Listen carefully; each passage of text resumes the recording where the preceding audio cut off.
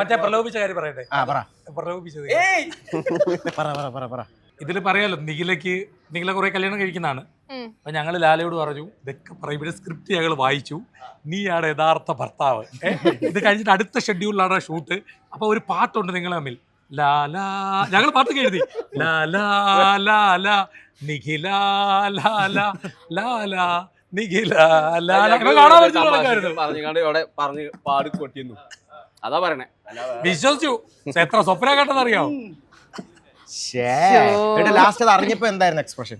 പറയണ്ട, ഞങ്ങളെ ഓടിച്ചിട്ട് കൊല്ലില്ല. ഞാൻ ആദ്യം വന്നിട്ട് ലൊക്കേഷൻ വന്നിട്ടേ ഒരു പ്രധാന കഥാപാത്രം അഭിനയിക്കുക. ഇതിപ്പോ എത്ര ദിവസം കാണും ഇത്? ഞങ്ങൾ ഇതിപ്പോ എത്ര ദിവസം ഉണ്ടാവും? കുറച്ച് ദിവസം കാണും, 8-10 ദിവസം കാണും. എനിക്കിത് നഷ്ടമാണ്.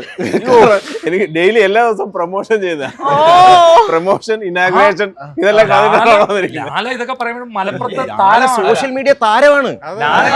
നഷ്ടമാ. അതേ ഒരാൾ സിനിമയിൽ അഭിനയിക്കാൻ വന്നിട്ട് എനിക്കിത് നഷ്ടമാണ്.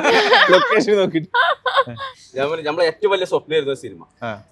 അവിടെ നമ്മൾ നഷ്ടങ്ങളോ ലാഭങ്ങളോ അല്ല, ആര് വിളിച്ചാലും ആ സിനിമക്ക് പോകും.